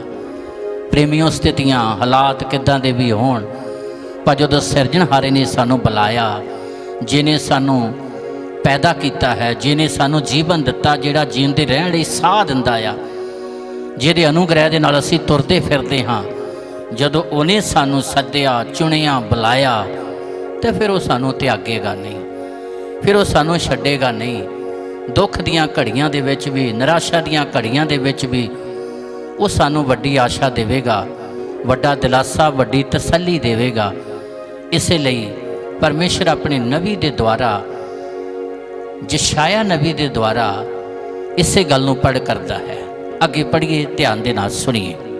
ਮੈਂ ਤੈਨੂੰ ਜ਼ੋਰ ਬਖਸ਼ਾਂਗਾ, ਮੈਂ ਤੈਨੂੰ ਜ਼ੋਰ ਬਖਸ਼ਾਂਗਾ। ਜਦੋਂ ਜਦੋਂ ਤੂੰ ਕਮਜ਼ੋਰ ਹੋਵੇਂਗਾ, ਮੈਂ ਤੈਨੂੰ ਤਾਕਤ ਦਿਆਂਗਾ, ਮੈਂ ਤੈਨੂੰ ਸ਼ਕਤੀ ਦਿਆਂਗਾ, ਮੈਂ ਤੈਨੂੰ ਬਲ ਦਿਆਂਗਾ, ਤਾਂ ਕਿ ਉਹਨਾਂ ਸਥਿਤੀਆਂ 'ਚ ਵੀ ਤੂੰ ਖੜਾ ਰਵੇਂ, ਉਹਨਾਂ ਸਥਿਤੀਆਂ ਦੇ ਵਿੱਚ ਵੀ ਤੂੰ ਮੇਰੀ ਉਪਾਸਨਾ ਕਰਦਾ ਰਹੇ, ਉਹਨਾਂ ਸਥਿਤੀਆਂ ਦੇ ਵਿੱਚ ਵੀ ਤੂੰ ਮੇਰੇ ਕੰਮ ਕਰਦਾ ਰਹੇ, ਉਹਨਾਂ ਸਥਿਤੀਆਂ 'ਚ ਵੀ ਤੂੰ ਮੇਰੀ ਆਗਿਆਕਾਰੀ ਕਰਦਾ ਰਹੇ, ਉਹਨਾਂ ਸਥਿਤੀਆਂ ਦੇ ਵਿੱਚ ਵੀ ਤੂੰ ਮੇਰੇ ਵਚਨ ਨੂੰ ਪੂਰਿਆ ਕਰਦਾ ਰਹੇ। ਨਾ ਡਰ, ਮੈਂ ਤੇਰੇ ਅੰਗ ਸੰਗ ਹਾਂ। ਮੈਂ ਤੈਨੂੰ ਜ਼ੋਰ ਬਖਸ਼ਾਂਗਾ, ਬਲ ਦਿਆਂਗਾ, ਤਾਕਤ ਦਿਆਂਗਾ, ਸ਼ਕਤੀ ਦਿਆਂਗਾ, ਤਾਂ ਕਿ ਤੂੰ ਮੇਰੇ ਕੰਮ ਕਰਦਾ ਰਹੇ, ਮੇਰੀ ਉਪਾਸਨਾ ਕਰਦਾ ਰਹੇ, ਮੇਰੀ ਆਗਿਆਕਾਰੀ ਕਰਦਾ ਰਹੇ। ਹਾਂਜੀ, ਹਾਂ, ਮੈਂ ਤੇਰੀ ਸਹਾਇਤਾ ਕਰਾਂਗਾ, ਮੈਂ ਤੇਰੀ ਸਹਾਇਤਾ ਕਰਾਂਗਾ, ਮਦਦ ਕਰਾਂਗਾ। ਹਾਂ, ਮੈਂ ਤੈਨੂੰ ਆਪਣੇ ਫਤਿਹਮੰਦ ਸੱਚੇ ਹੱਥ ਨਾਲ ਸੰਭਾਲਾਂਗਾ। ਹਾਂ, ਮੈਂ ਤੈਨੂੰ ਆਪਣੇ ਫਤਿਹਮੰਦ ਸੱਜੇ ਹੱਥ ਨਾਲ ਸੰਭਾਲਾਂਗਾ। ਉਹਨਾਂ ਸਥਿਤੀਆਂ ਦੇ ਵਿੱਚ ਜਦੋਂ ਨਿਰਾਸ਼ਾ ਵਾਲੇ ਹਾਲਾਤ ਹੋਣ, ਜਦੋਂ ਇੱਦਾਂ ਦੀਆਂ ਸਥਿਤੀਆਂ ਹੋਣ ਕਿ ਚੱਲਣਾ ਕਠਨ ਹੈ, ਸਰਵ ਸ਼ਕਤੀਮਾਨ ਪਰਮੇਸ਼ਰ ਪ੍ਰਤਿਗਿਆ ਕਰਦਾ ਆ ਕਿ ਮੈਂ ਤੈਨੂੰ ਸੱਜੇ ਹੱਥ ਨਾਲ ਸੰਭਾਲਾਂਗਾ। ਇਹਦੀ ਅਸੀਂ 13 ਵੀ ਪੜਾਂਗੇ। ਮੈਂ ਯਹੋਵਾ ਤੇਰਾ ਪਰਮੇਸ਼ਰ ਤਾਂ ਤੇਰਾ ਸੱਜਾ ਹੱਥ ਫੜੀ ਬੈਠਾ ਹਾਂ। ਮੈਂ ਯਹੋਵਾ ਤੇਰਾ ਪਰਮੇਸ਼ਰ ਤੇਰਾ ਸੱਜਾ ਹੱਥ ਫੜੀ ਬੈਠਾ ਹਾਂ। ਤੇ ਜਦੋਂ ਉਹਨੇ ਸਾਡੇ ਸੱਜੇ ਹੱਥ ਨੂੰ ਫੜਿਆ ਆ, ਪ੍ਰੇਮੀਓ, ਸਰਵ ਸ਼ਕਤੀਮਾਨ ਪਰਮੇਸ਼ਰ ਕਦੇ ਵੀ ਸਾਨੂੰ ਸਥਿਤੀਆਂ 'ਚ ਤਿਆਗੇਗਾ ਨਹੀਂ। ਅਤੀ ਜ਼ਿਆਦਾ ਜ਼ਰੂਰੀ ਆ ਕਿ ਅਸੀਂ ਹਮੇਸ਼ਾ ਆਪਣਾ ਧਿਆਨ ਸਰਵ ਸ਼ਕਤੀਮਾਨ ਪਰਮੇਸ਼ਰ ਦੇ ਵਚਨ ਦੇ ਵੱਲ ਲਾਈਏ। ਅਸੀਂ ਆਪਣੀ ਬੁਲਾਹਟ ਤੇ ਚੋਣ ਨੂੰ ਸਮਝ ਲਈਏ ਕਿ ਅਸੀਂ ਨਹੀਂ ਚੱਲਣ ਲੱਗੇ, ਅਸੀਂ ਨਹੀਂ ਮੰਨਣ ਲੱਗੇ, ਬਲਕਿ ਉਹਨੇ ਸਾਨੂੰ ਚੁਣਿਆ ਤੇ ਬੁਲਾਇਆ ਆ, ਉਹਨੇ ਸਾਨੂੰ ਸੱਦਿਆ ਆ। ਇਸ ਲਈ ਉਹਦੀ ਪ੍ਰਤਿਗਿਆ ਆ ਕਿ ਵੇਖ, ਮੈਂ ਤੇਰਾ ਸੱਜਾ ਹੱਥ ਫੜੀ ਬੈਠਾ ਹਾਂ, ਮੈਂ ਤੈਨੂੰ ਜ਼ੋਰ ਬਖਸ਼ਾਂਗਾ, ਮੈਂ ਤੈਨੂੰ ਫਤਿਹਮੰਦ ਸੱਜੇ ਹੱਥ ਨਾਲ ਸੰਭਾਲਾਂਗਾ। ਉਹਦੀ ਪ੍ਰਤਿਗਿਆ ਆ ਕਿ ਨਾ ਡਰ, ਮੈਂ ਤੇਰੇ ਅੰਗ ਸੰਗ ਹਾਂ। ਸੋ ਪ੍ਰੇਮੀਓ, ਜਦੋਂ ਪਰਮੇਸ਼ਰ ਆਪਣੇ ਜਨ ਮੂਸਾ ਦੇ ਦੁਆਰਾ ਇਸਰਾਇਲੀ ਲੋਕਾਂ ਨੂੰ ਮਿਸਰ ਦੀ ਗੁਲਾਮੀ ਚੋਂ ਕੱਢ ਕੇ ਲਿਆਏ, ਤੇ ਪਰਮੇਸ਼ਰ ਦੇ ਪਾਕ ਕਲਾਮ 'ਚ ਅਸੀਂ ਪੜ੍ਹਦੇ ਹਾਂ ਕਿ ਖੁਦਾ ਨੇ ਉਹਨਾਂ ਨੂੰ ਛੱਡਿਆ ਨਹੀਂ। ਦਿਨ ਦੇ ਸਮੇਂ ਵੀ ਤੇ ਰਾਤ ਦੇ ਸਮੇਂ ਵੀ ਪਰਮੇਸ਼ਰ ਉਹਨਾਂ ਦੀ ਅਗਵਾਈ ਸਦਾ ਹੀ ਕਰਦਾ ਰਿਹਾ। ਜਦ ਤੀਕਰ ਉਹ ਵਾਅਦੇ ਵਾਲੀ ਧਰਤੀ, ਕਨਾਨ ਦੀ ਧਰਤੀ, ਜਿੱਥੇ ਦੁੱਧ ਤੇ ਸ਼ਹਿਦ ਦੀਆਂ ਨਦੀਆਂ ਸੀ, ਜਿੱਥੇ ਆਸ਼ੀਸ਼ ਸੀ, ਜਿਹਦਾ ਪਰਮੇਸ਼ਰ ਨੇ ਉਹਨਾਂ ਦੇ ਲਈ ਵਾਅਦਾ ਕੀਤਾ ਸੀ, ਪ੍ਰਤਿਗਿਆ ਕੀਤੀ ਸੀ, ਜਦ ਤੀਕਰ ਉਸ ਸਥਾਨ ਤੇ ਪਹੁੰਚ ਨਹੀਂ ਗਏ, ਵਾਅਦੇ ਵਾਲੀ ਧਰਤੀ, ਆਸ਼ੀਸ਼ ਵਾਲੀ ਧਰਤੀ ਤੇ ਪਰਮੇਸ਼ਰ ਨੇ ਉਹਨਾਂ ਨੂੰ ਛੱਡਿਆ ਨਹੀਂ, ਤਿਆਗਿਆ ਨਹੀਂ। ਪੜ੍ਹੀਏ ਤੇ ਧਿਆਨ ਦੇ ਨਾਲ ਸੁਣੀਏ। ਕੂਚ ਦੀ ਪੁਸਤਕ 13 ਅਧਿਆਏ, ਉਹਦੀਆਂ ਲਾਸਟ ਐਤਾਂ ਪੜਾਂਗੇ, 21 ਤੇ 22, 2 ਐਤਾਂ ਪੜ੍ਹੀਏ ਤੇ ਧਿਆਨ ਦੇ ਨਾਲ ਸੁਣੀਏ। ਉਹਨੇ ਸਾਨੂੰ ਚੁਣਿਆ, ਉਹਨੇ ਸਾਨੂੰ ਬੁਲਾਇਆ ਆ, ਇਸ ਲਈ ਉਹ ਨਾ ਸਾਨੂੰ ਛੱਡੇਗਾ ਤੇ ਨਾ ਸਾਨੂੰ ਤਿਆਗੇਗਾ। ਉਹਨੇ ਸਾਨੂੰ ਸੰਸਾਰ ਤੋਂ ਵੱਖਰੇ ਕੀਤਾ ਤਾਂ ਕਿ ਅਸੀਂ ਹਮੇਸ਼ਾ ਦੀ ਜ਼ਿੰਦਗੀ ਦੇ ਵਾਰਸ ਬਣੀਏ। ਇਸ ਲਈ ਜਦੋਂ ਪਰਮੇਸ਼ਰ ਆਪਣੇ ਜਨ ਮੂਸਾ ਦੇ ਦੁਆਰਾ ਇਸਰਾਇਲੀ ਲੋਕਾਂ ਨੂੰ ਮਿਸਰ ਦੀ ਗੁਲਾਮੀ ਚੋਂ ਕੱਢ ਕੇ ਲਿਆਇਆ, ਤੇ ਇਸ ਕਰਕੇ ਨਹੀਂ ਲਿਆਇਆ ਕਿ ਉਹ ਰਸਤੇ 'ਚ ਹੀ ਖਤਮ ਹੋ ਜਾਣ ਜਾਂ ਨਾਸ਼ ਹੋ ਜਾਣ, ਬਲਕਿ ਇਸੇ ਲਈ ਕੱਢ ਕੇ ਲਿਆਇਆ ਤਾਂ ਕਿ ਉਹ ਵਾਅਦੇ ਵਾਲੀ ਖੁਸ਼ਹਾਲ ਧਰਤੀ ਤੇ ਪਹੁੰਚਣ, ਪਰਮੇਸ਼ਰ ਦੀਆਂ ਆਸ਼ੀਸ਼ਾਂ ਨੂੰ ਪ੍ਰਾਪਤ ਕਰਨ। ਪੜ੍ਹੀਏ, ਧਿਆਨ ਦੇ ਨਾਲ ਸੁਣੀਏ। ਕੂਚ ਦੀ ਪੁਸਤਕ 13 ਅਧਿਆਏ, ਉਹਦੀ 21 ਤੇ 22, ਲਾਸਟ 2 ਐਤਾਂ ਪੜਾਂਗੇ। ਯਹੋਵਾ ਉਹਨਾਂ ਨੂੰ ਰਾਹ ਦੱਸਣ ਲਈ, ਪਰਮੇਸ਼ਰ ਨੇ ਜਦੋਂ ਇਸਰਾਇਲੀ ਲੋਕਾਂ ਨੂੰ ਮਿਸਰ ਦੀ ਗੁਲਾਮੀ ਚੋਂ ਕੱਢਿਆ, ਤੇ ਅਸੀਂ ਪਾਕ ਕਲਾਮ ਦੇ ਵਿੱਚ ਪੜ੍ਹਦੇ ਹਾਂ ਕਿ ਸਰਵ ਸ਼ਕਤੀਮਾਨ ਪਰਮੇਸ਼ਰ, ਉਹਨਾਂ ਨੂੰ ਨਹੀਂ ਪਤਾ ਸੀ ਕਿੱਧਰ ਜਾਣਾ ਹੈ, ਕਿੱਥੋਂ ਦੀ ਜਾਣਾ ਹੈ। ਉਹਨਾਂ ਦੀ ਅਗਵਾਈ ਸਰਵ ਸ਼ਕਤੀਮਾਨ ਪਰਮੇਸ਼ਰ ਕਰ ਰਿਹਾ ਸੀ।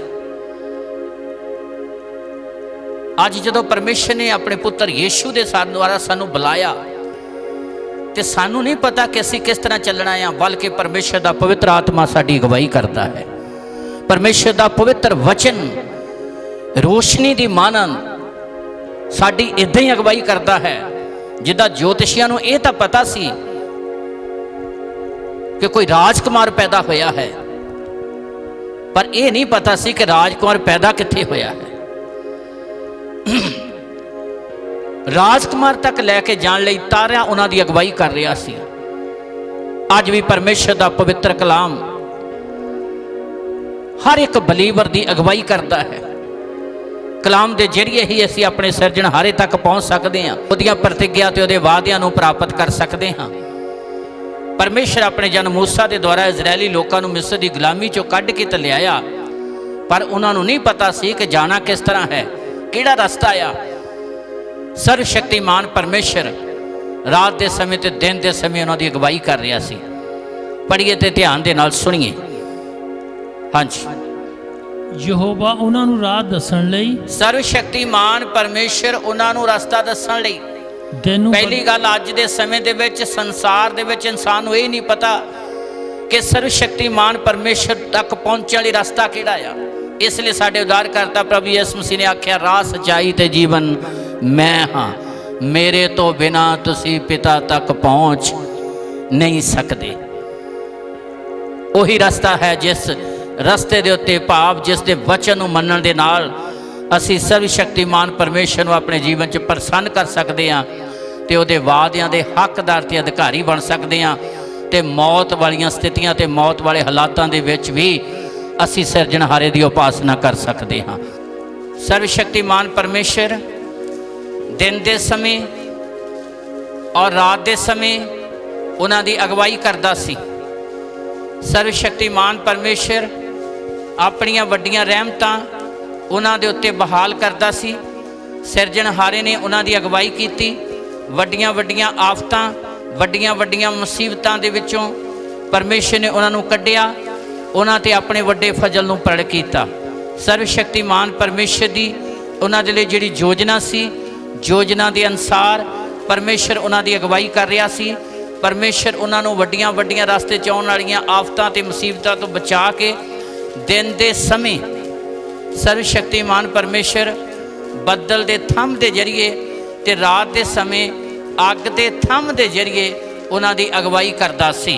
ਸਰਵ ਸ਼ਕਤੀਮਾਨ ਪਰਮੇਸ਼ਰ ਨੇ ਉਹਨਾਂ ਦੀ ਅਗਵਾਈ ਕੀਤੀ, ਉਹਨਾਂ ਦੇ ਅੱਗੇ ਅੱਗੇ ਚੱਲਿਆ ਤੇ ਆਫਤਾਂ ਤੇ ਮੁਸੀਬਤਾਂ ਦੇ ਸਮੇਂ ਵੀ ਸਰਵ ਸ਼ਕਤੀਮਾਨ ਪਰਮੇਸ਼ਰ ਉਹਨਾਂ ਦੀ ਅਗਵਾਈ ਕਰ ਰਿਹਾ ਸੀ। ਉਹਨਾਂ ਨੂੰ ਵੱਡੀਆਂ ਵੱਡੀਆਂ ਰਸਤੇ 'ਚ ਆਉਣ ਵਾਲੀਆਂ ਆਫਤਾਂ ਤੇ ਮੁਸੀਬਤਾਂ ਤੋਂ ਸਿਰਜਣਹਾਰਾ ਬਚਾ ਕੇ ਕਨਾਨ ਦੀ ਧਰਤੀ ਤੇ ਲੈ ਕੇ ਜਾ ਰਿਹਾ ਸੀ। ਪ੍ਰੇਮੀਓ, ਜਦੋਂ ਸਰਵ ਸ਼ਕਤੀਮਾਨ ਪਰਮੇਸ਼ਰ ਨੇ ਚੁਣਿਆ ਤੇ ਬੁਲਾਇਆ ਆ, ਤੇ ਨਾ ਉਹ ਸਾਨੂੰ ਛੱਡੇਗਾ ਤੇ ਨਾ ਉਹ ਸਾਨੂੰ ਤਿਆਗੇਗਾ, ਬਲਕਿ ਉਹ ਆਪਣੇ ਵਾਅਦੇ ਤੇ ਆਪਣੀਆਂ ਪ੍ਰਤਿਗਿਆ ਨੂੰ ਸਾਡੇ ਜੀਵਨ 'ਚ ਪੂਰੀਆਂ ਕਰੇਗਾ। ਉਹ ਸਾਨੂੰ ਸੰਸਾਰ ਦੇ ਲਈ ਬਰਕਤ ਦਾ ਕਾਰਨ ਬਣਾਵੇਗਾ।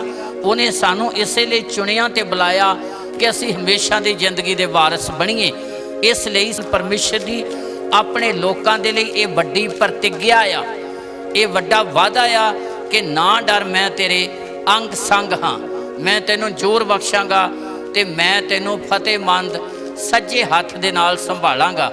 ਸਰਵ ਸ਼ਕਤੀਮਾਨ ਪਰਮੇਸ਼ਰ ਆਪਣੀਆਂ ਵੱਡੀਆਂ ਰਹਿਮਤਾਂ ਆਪਣੇ ਲੋਕਾਂ ਦੇ ਉੱਤੇ ਬਹਾਲ ਕਰਦਾ ਆ। ਉਹ ਛੱਡਦਾ ਨਹੀਂ, ਉਹ ਤਿਆਗਦਾ ਨਹੀਂ, ਬਲਕਿ ਉਹ ਆਪਣੇ ਲੋਕਾਂ ਦੀ ਅਗਵਾਈ ਕਰਦਾ ਹੈ। ਇੱਥੇ ਅਸੀਂ ਪਾਕ ਕਲਾਮ ਦੇ ਵਿੱਚ ਪੜ੍ਹਿਆ ਕਿ ਪਰਮੇਸ਼ਰ ਜਦੋਂ ਉਹਨਾਂ ਨੂੰ ਮਿਸਰ ਦੀ ਗੁਲਾਮੀ 'ਚੋਂ ਕੱਢ ਕੇ ਲਿਆਇਆ ਤੇ ਸਰਵ ਸ਼ਕਤੀਮਾਨ ਪਰਮੇਸ਼ਰ ਦਿਨ ਦੇ ਸਮੇਂ ਬੱਦਲ ਦੇ ਜ਼ਰੀਏ ਤੇ ਰਾਤ ਦੇ ਸਮੇਂ ਅੱਗ ਦੇ ਥੰਮ ਦੇ ਜ਼ਰੀਏ ਉਹਨਾਂ ਦੀ ਅਗਵਾਈ ਸਦਾ ਹੀ ਕਰਦਾ ਰਿਹਾ। ਪਰਮੇਸ਼ਰ ਦੇ ਵਚਨ ਦੀ ਪ੍ਰਤਿਗਿਆ ਆ, ਰਾਤ ਤੇ ਦਿਨ ਦਾ ਮਤਲਬ ਦੁੱਖ ਤੇ ਸੁੱਖ।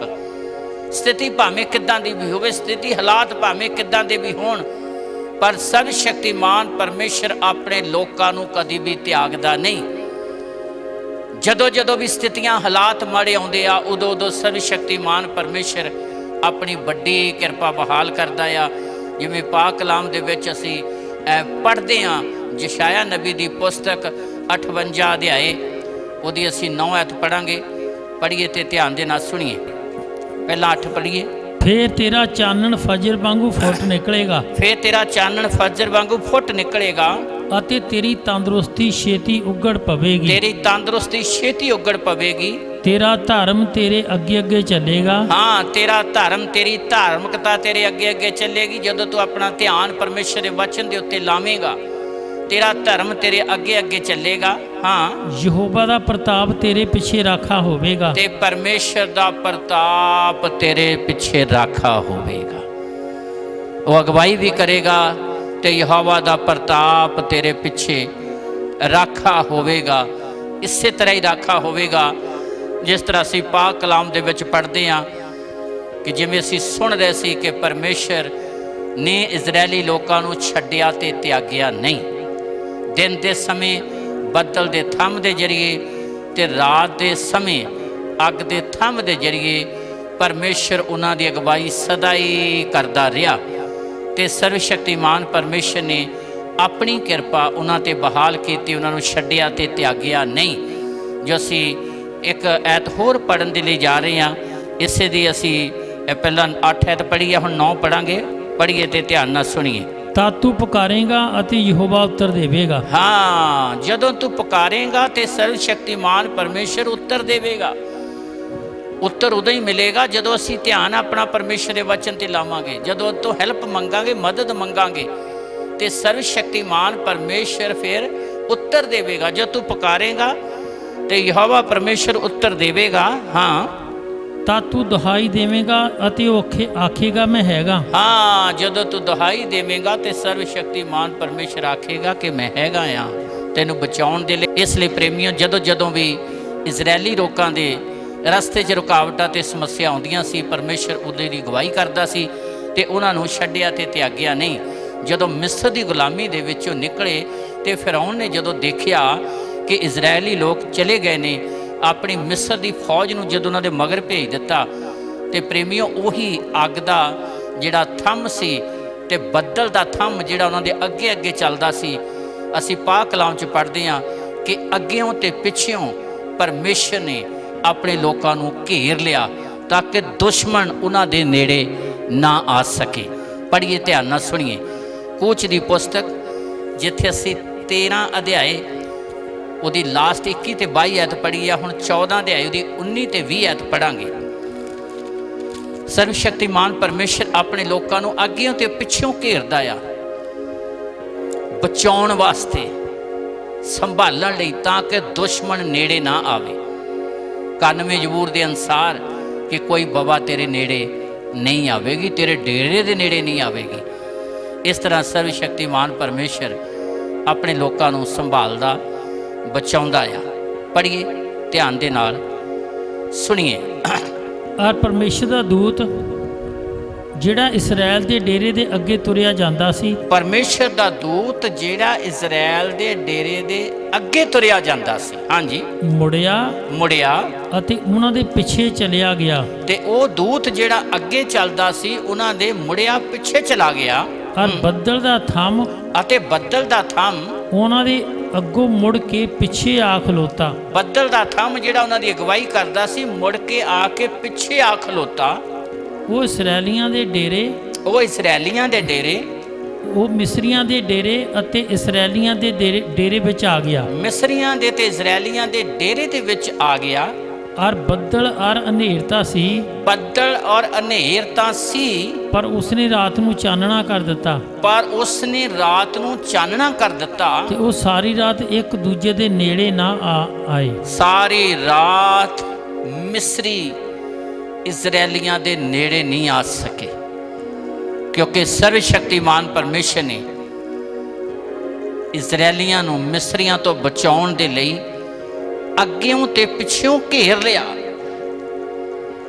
ਉਹ ਸਾਡੀ ਪਨਾਹ ਆ, ਸਾਡੀ ਓਟ ਆ, ਉਹ ਸਾਡਾ ਸਹਾਰਾ ਆ, ਉਹ ਸਾਡੀ ਢਾਲ ਹੈ, ਕਿਉਂਕਿ ਉਹਨੇ ਸਾਨੂੰ ਚੁਣਿਆ ਤੇ ਬੁਲਾਇਆ ਹੈ। ਇਸ ਲਈ ਅੱਜ ਭਾਵੇਂ ਪੂਰੇ ਸੰਸਾਰ 'ਚ ਸਥਿਤੀਆਂ ਤੇ ਹਾਲਾਤ ਕਿਹੋ ਜਿਹੇ ਵੀ ਹੋਣ, ਪ੍ਰੇਮੀਓ, ਇਹਨਾਂ ਸਾਰੀਆਂ ਸਥਿਤੀਆਂ ਤੇ ਹਾਲਾਤਾਂ ਦੇ ਵਿੱਚ ਸਰਵ ਸ਼ਕਤੀਮਾਨ ਪਰਮੇਸ਼ਰ ਨਾ ਛੱਡੇਗਾ ਤੇ ਨਾ ਤਿਆਗੇਗਾ। ਉਹਨੇ ਸਾਡੇ ਨਾਲ ਬਹੁਤ ਵੱਡੀ ਪ੍ਰਤਿੱਗਿਆ ਕੀਤੀ ਹੈ। ਇਸ ਲਈ ਉਹਦੇ ਪਾਕ ਕਲਾਮ ਦਾ ਵਾਅਦਾ ਆ ਕਿ ਵੇਖੋ ਯੁੱਗਾਂ ਦੇ ਅੰਤ ਤੀਕਰ ਹਰ ਵੇਲੇ ਮੈਂ ਤੁਹਾਡੇ ਨਾਲ ਆ।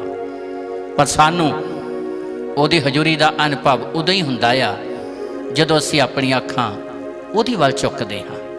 ਜਿਵੇਂ ਦਾਊਦ ਆਖਦਾ ਹੈ, ਮੈਂ ਆਪਣੀਆਂ ਅੱਖਾਂ ਸਰਵ ਸ਼ਕਤੀਮਾਨ ਪਰਮੇਸ਼ਰ ਦੀ ਵੱਲ ਚੁੱਕਾਂਗਾ।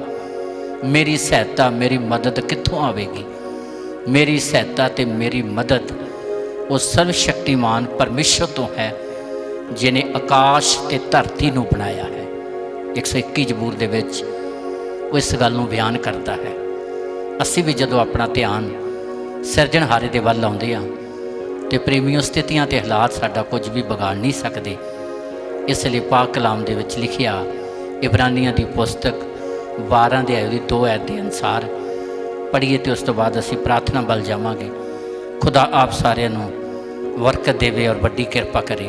ਅਤੇ ਯਿਸੂ ਦੀ ਵੱਲ ਤੱਕਦੇ ਰਹੀਏ। ਹਾਂਜੀ, ਪ੍ਰਭੂ ਯਿਸੂ ਮਸੀਹ ਦੀ ਵੱਲ ਤੱਕਦੇ ਰਹੀਏ, ਜਿਨੇ ਸਾਨੂੰ ਚੁਣਿਆ ਆ, ਜਿਨੇ ਸਾਨੂੰ ਸੱਦਿਆ ਆ, ਜਿਨੇ ਸਾਨੂੰ ਬੁਲਾਇਆ ਕਿ ਅਸੀਂ ਹਮੇਸ਼ਾ ਦੀ ਜ਼ਿੰਦਗੀ ਦੇ ਵਾਰਿਸ ਬਣੀਏ।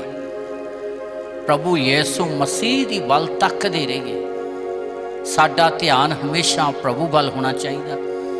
ਸਾਡਾ ਧਿਆਨ ਹਮੇਸ਼ਾ ਜਿਉਂਦੇ ਕਲਾਮ ਵੱਲ ਹੋਣਾ ਚਾਹੀਦਾ ਹੈ। ਪੜ੍ਹੀਏ, ਧਿਆਨ ਨਾਲ ਸੁਣੀਏ। ਤੱਕਦੇ ਰਹੀਏ, ਪ੍ਰਭੂ ਯਿਸੂ ਮਸੀਹ ਦੀ ਵੱਲ ਤੱਕਦੇ ਰਹੀਏ। ਜਿਹੜਾ ਨਿਸ਼ਚਾ ਦਾ ਕਰਤਾ, ਜਿਨੇ ਈਮਾਨ ਪੈਦਾ ਕੀਤਾ ਆ, ਜਿਨੇ ਸਾਡੇ ਅੰਦਰ ਨਿਸ਼ਚਾ ਪੈਦਾ ਕੀਤੀ ਹੈ। ਇਹ ਨਿਸ਼ਚਾ ਸਾਡੇ ਕੋਲ ਆਪਣੇ ਆਪ ਨਹੀਂ ਆਈ ਕਿ ਯਿਸੂ ਮਸੀਹ ਸਾਡਾ ਮੁਕਤੀਦਾਤਾ ਆ। ਇਹ ਨਿਸ਼ਚਾ ਕਿਸੇ ਦੇ ਕਹਿਣ ਉੱਤੇ ਨਹੀਂ ਆਈ। ਇਹ ਇੱਕ ਪਵਿੱਤਰ ਆਤਮਾ ਦਾ ਵਰਦਾਨ ਹੈ ਜਿਹੜਾ ਸਾਨੂੰ ਮਿਲਦਾ ਆ ਜਦੋਂ ਪਰਮੇਸ਼ਰ ਸਾਨੂੰ ਚੁਣਦਾ ਤੇ ਬੁਲਾਉਂਦਾ ਆ। ਤੇ ਪਵਿੱਤਰ ਆਤਮਾ ਦੇ ਵਿੱਚ ਇੱਕ ਵਰਦਾਨ ਹੈ ਨਿਸ਼ਚਾ। ਨਿਸ਼ਚਾ ਹਰ ਇਨਸਾਨ ਨਹੀਂ ਕਰ ਸਕਦਾ। ਨਿਸ਼ਚਾ ਉਹੀ ਕਰਦਾ ਆ ਜਿਸ ਨੂੰ ਪਰਮੇਸ਼ਰ ਬੁਲਾਉਂਦਾ ਆ, ਜਿਹਨੂੰ ਸੰਸਾਰ ਤੋਂ ਵੱਖਰਾ ਕਰਦਾ ਆ। ਹਰ ਕੋਈ ਨਿਸ਼ਚਾ ਨਹੀਂ ਕਰ ਸਕਦਾ। ਪਵਿੱਤਰ ਆਤਮਾ ਤੋਂ ਬਿਨਾਂ ਅਸੀਂ ਯਿਸੂ ਨੂੰ ਪ੍ਰਭੂ ਨਹੀਂ ਕਹਿ ਸਕਦੇ। ਓਨਲੀ ਪਵਿੱਤਰ ਆਤਮਾ ਦੇ ਜ਼ਰੀਏ। ਇਸ ਲਈ ਪੜ੍ਹੀਏ, ਧਿਆਨ ਨਾਲ ਸੁਣੀਏ 2 ਐਤ। ਹਾਂਜੀ, ਅਤੇ ਯਿਸੂ ਦੀ ਵੱਲ ਤੱਕਦੇ ਰਹੀਏ। ਇਸ ਲਈ ਪ੍ਰਭੂ ਯਿਸੂ ਮਸੀਹ ਦੀ ਵੱਲ ਤੱਕਦੇ ਰਹੀਏ। ਸਾਡਾ ਧਿਆਨ ਹਮੇਸ਼ਾ ਉਹਦੇ ਵੱਲ ਹੋਵੇ, ਉਹਦੇ ਜਿਉਂਦੇ ਕਲਾਮ ਤੇ ਹੋਵੇ। ਹਾਂਜੀ, ਜਿਹੜਾ ਨਿਸ਼ਚਾ ਦਾ ਕਰਤਾ ਜਿਹੜਾ ਨਿਸ਼ਚਾ ਦਾ ਕਰਤਾ ਅਤੇ ਸੰਪੂਰਨ ਕਰਨ ਵਾਲਾ ਹੈ, ਜਿਹਨੇ ਈਮਾਨ ਪੈਦਾ ਕੀਤਾ ਤੇ ਜਿਹੜਾ ਸਾਡੇ ਈਮਾਨ ਨੂੰ ਸੰਪੂਰਨ ਕਰ ਸਕਦਾ ਹੈ, ਜਿਹੜਾ ਸਾਡੇ ਈਮਾਨ ਨੂੰ ਕਾਮਲ ਕਰ ਸਕਦਾ ਹੈ। ਅਸੀਂ ਹਮੇਸ਼ਾ ਉਹਦੀ ਵੱਲ ਤੱਕਦੇ ਰਹੀਏ ਤੇ ਕਾਮਲ ਈਮਾਨ ਹੀ, ਸੰਪੂਰਨ ਵਿਸ਼ਵਾਸ ਹੀ ਸਥਿਤੀਆਂ ਤੇ ਹਾਲਾਤਾਂ ਤੇ ਫਤਿਹ ਪਾ ਸਕਦਾ ਹੈ ਤੇ ਸਥਿਤੀਆਂ ਤੇ ਹਾਲਾਤਾਂ 'ਚ ਅਸੀਂ ਖੜੇ ਰਹਿ ਸਕਦੇ ਹਾਂ ਤੇ ਸਥਿਤੀਆਂ ਤੇ ਹਾਲਾਤਾਂ ਦੇ ਵਿੱਚ ਅਸੀਂ ਖੁਦਾ ਦੀਆਂ ਪ੍ਰਤਿੱਗਿਆ ਨੂੰ ਪ੍ਰਾਪਤ ਕਰ ਸਕਦੇ ਹਾਂ। ਇਸ ਲਈ ਮੇਰੇ ਭਾਈ ਭੈਣੋ, ਅਤੀ ਜ਼ਿਆਦਾ ਜ਼ਰੂਰੀ ਆ ਕਿ ਅਸੀਂ ਆਪਣੇ ਚੁਣੇ ਤੇ ਸੱਦੇ ਜਾਣ ਤੇ ਧਿਆਨ ਕਰੀਏ, ਕਿਉਂਕਿ ਖੁਦਾ ਨੇ ਆਪਣੇ ਵੱਡੇ ਫਜ਼ਲ ਦੇ ਨਾਲ ਸਾਨੂੰ ਬੁਲਾਇਆ ਹੈ। ਜਦੋਂ ਉਹਨੇ ਬੁਲਾਇਆ, ਨਾ ਸਾਨੂੰ ਛੱਡੇਗਾ ਨਾ ਸਾਨੂੰ ਤਿਆਗੇਗਾ, ਬਲਕਿ ਉਹ ਆਪਣੀਆਂ ਰਹਿਮਤਾਂ ਦੇ ਨਾਲ ਭਰਪੂਰ ਕਰੇਗਾ। ਭਾਵੇਂ ਸਥਿਤੀਆਂ ਹਾਲਾਤ ਕਿੰਨੇ ਵੀ ਦੁਖਦਾਇਕ ਹੋਣ, ਨਿਰਾਸ਼ਾ ਵਾਲੇ ਹੋਣ, ਜਿਵੇਂ ਪੂਰੇ ਵਰਲਡ ਦੇ ਵਿੱਚ ਅਸੀਂ ਵੇਖਦੇ ਹਾਂ ਵਾਇਰਸ ਦੇ ਕਾਰਨ, ਭਾਵੇਂ ਕਿੱਦਾਂ ਦੀਆਂ ਵੀ ਸਥਿਤੀਆਂ ਹੋਣ, ਉਹਨਾਂ ਸਥਿਤੀਆਂ 'ਚ ਵੀ ਖੁਦਾ ਦੇ ਵਚਨ ਦੀ ਪ੍ਰਤਿੱਗਿਆ ਆ ਕਿ ਮੈਂ ਤੁਹਾਨੂੰ ਸੰਭਾਲਾਂਗਾ ਤੇ ਯੁੱਗ ਦੇ ਅੰਤ ਤੀਕਰ ਮੈਂ ਤੁਹਾਡੀ ਅਗਵਾਈ ਕਰਾਂਗਾ। ਪਰ ਅਤੀ ਜ਼ਿਆਦਾ ਜ਼ਰੂਰੀ ਆ ਕਿ ਇਹਨਾਂ ਸਥਿਤੀਆਂ 'ਚ ਅਸੀਂ ਆਪਣਾ ਧਿਆਨ ਸਰਵਸ਼ਕਤੀਮਾਨ ਪਰਮੇਸ਼ਰ ਦੀ ਵੱਲ ਲਾਈਏ, ਆਪਣੇ ਆਪ ਨੂੰ ਸਿਰਜਣਹਾਰੇ ਦੇ ਹੱਥ ਦੇਈਏ ਤੇ ਉਹ ਆਪਣੇ ਵੱਡੇ ਫਜ਼ਲ ਨੂੰ ਸਾਡੇ ਉੱਤੇ ਪ੍ਰਗਟ ਕਰੇਗਾ ਤੇ ਉਹ ਸਾਨੂੰ ਸੰਸਾਰ ਦੇ ਲਈ ਬਰਕਤ ਦਾ ਕਾਰਨ ਬਣਾਵੇਗਾ। ਉਹਨੇ ਸਾਨੂੰ ਚੁਣਿਆ ਤੇ ਬੁਲਾਇਆ ਹੀ ਇਸੇ ਲਈ ਆ ਕਿ ਉਹ ਸੰਸਾਰ ਦੇ ਲਈ ਬਰਕਤ ਦਾ ਕਾਰਨ ਬਣਾਵੇ। ਉਹਨੇ ਯਾਕੂਬ ਨੂੰ ਵੀ ਇਸੇ ਲਈ ਚੁਣਿਆ ਤਾਂ ਕਿ ਸੰਸਾਰ ਦੇ ਲਈ ਬਰਕਤ ਦਾ ਕਾਰਨ ਬਣਾਵੇ। ਇਸ ਲਈ ਪ੍ਰੇਮੀਓ, ਅਤੀ ਜ਼ਿਆਦਾ ਜ਼ਰੂਰੀ ਆ ਕਿ ਇਹਨਾਂ ਸਥਿਤੀਆਂ ਤੇ ਇਹਨਾਂ ਹਾਲਾਤਾਂ ਦੇ ਵਿੱਚ ਅਸੀਂ ਆਪਣਾ ਧਿਆਨ ਸਰਵਸ਼ਕਤੀਮਾਨ ਪਰਮੇਸ਼ਰ ਦੀ ਵੱਲ ਲਾਈਏ ਤਾਂ ਕਿ ਉਹਦਾ ਫਜ਼ਲ, ਉਹਦਾ ਅਨੁਗ੍ਰਹਿ ਹਮੇਸ਼ਾ ਹੀ ਸਾਡੇ ਜੀਵਨਾਂ ਦੇ ਵਿੱਚ ਬਣਿਆ ਰਹੇ। ਪਰਮੇਸ਼ਰ ਆਪ ਸਾਰਿਆਂ ਨੂੰ ਬਰਕਤ ਦੇਵੇ, ਵੱਡੀ ਕਿਰਪਾ ਕਰੇ। ਆਓ ਅਸੀਂ ਆਪਣੀਆਂ ਅੱਖਾਂ ਬੰਦ ਕਰਾਂਗੇ, ਪ੍ਰਾਰਥਨਾ ਕਰਾਂਗੇ। ਸਰਵਸ਼ਕਤੀਮਾਨ ਪਿਤਾ ਪਰਮੇਸ਼ਰ, ਤੂੰ ਦਇਆ ਦਾ ਸਾਗਰ ਤੇ ਕਿਰਪਾ ਦਾ ਧਨੀ ਆ। ਯਹੋਵਾ, ਤੂੰ ਹੀ ਸਮੇਂ ਤੇ ਵੇਲੇ ਬਦਲਦਾ ਤੇ ਸਥਾਪਿਤ ਕਰਦਾ ਆ। ਮੰਗ ਕਰਦੇ ਤੇਰਾ ਅਨੁਗ੍ਰਹਿ ਤੇਰੇ ਸਾਰੇ ਬੱਚਿਆਂ ਦੇ ਉੱਤੇ ਬਣਿਆ ਰਵੇ, ਜੋ ਪੰਜਾਬ 'ਚ ਹੈ, ਜੋ ਭਾਰਤ ਦੇਸ਼ 'ਚ ਹੈ ਔਰ ਜੋ ਦੂਸਰੇ ਕੰਟਰੀਆਂ 'ਚ ਹੈ। ਮਹਾਨ ਪ੍ਰਭੂ, ਇਸ ਵੇਲੇ ਵੀ ਜੋ ਆਪਣੇ ਘਰਾਂ ਦੇ ਵਿੱਚ ਬੈਠੇ ਤੇਰੇ ਪਾਕ ਕਲਾਮ ਨੂੰ ਸੁਣ ਰਹੇ, ਉਹਨਾਂ ਸਾਰੇ ਜੀਵਨਾਂ ਤੇ ਤੁਹਾਡੀ ਆਸ਼ੀਸ਼ ਹੋਵੇ। ਦਿਆਲਤਾ ਨਾਲ ਭਰੇ ਪਰਮੇਸ਼ਰ, ਆਪਣੀ ਵੱਡੀ ਕਿਰਪਾ ਬਹਾਲ ਕਰੋ ਤੇ ਆਉਣ ਵਾਲੇ ਸਮੇਂ ਤੁਹਾਡੇ ਅਨੁਗ੍ਰਹਿ ਦੇ ਨਾਲ ਭਰਪੂਰ ਹੋਣ। ਸਰੀਰਾਂ ਦੀ ਤੰਦਰੁਸਤੀ, ਮਨਾਂ ਦੀ ਸ਼ਾਂਤੀ ਬਣੀ ਰਹੇ। ਤੁਹਾਡਾ ਮਹਾਨ ਪ੍ਰਭੂ ਜੀ ਫਜ਼ਲ ਬਣਿਆ ਰਹੇ। ਇਹ ਜ਼ਿੰਦਗੀਆਂ ਤੁਹਾਡੇ ਪਾਕ ਕਲਾਮ ਦੇ ਪ੍ਰਤੀ ਵਫਾਦਾਰ ਹੋਣ। ਹੇ ਦਿਆਲੂ ਪਿਤਾ, ਇਹਨਾਂ ਜ਼ਿੰਦਗੀਆਂ ਦੇ ਵਿਰੋਧ 'ਚ ਉੱਠਣ ਵਾਲੀਆਂ ਸਾਰੀਆਂ ਅੰਧਕਾਰ ਦੀਆਂ ਸ਼ਕਤੀਆਂ ਖਤਮ ਹੋਣ। ਹਰ ਤਰ੍ਹਾਂ ਦੀ ਨਿਰਾਸ਼ਾ ਖਤਮ ਹੋ ਜਾਵੇ।